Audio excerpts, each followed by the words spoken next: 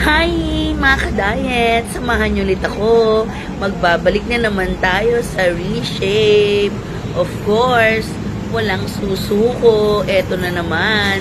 Second time around. So, samahan niyo ulit ako mga ka-diet sa aking 3-month challenge. So, 3-month challenge ulit. Ayan, syempre, ang una nating gawin is mag-weigh. As of this October, 152 kg tayo, mga ka-diet. Hopefully, next year, by January, mas bumaba na tayo. Samahan niyo ulit ako sa aking 3-month diet challenge. And of course, syempre, kailangan natin sabayan natin ng pag-aayos ng ating sarili. So, facial, then magpapa-HIFU tayo para dapat actually padulo ang HIFU. Pero ngayon, baka hindi ko kasi makita yung effect eh. Gusto ko munang i-try kung talagang liliit ba, mag-firm ba ang ating face.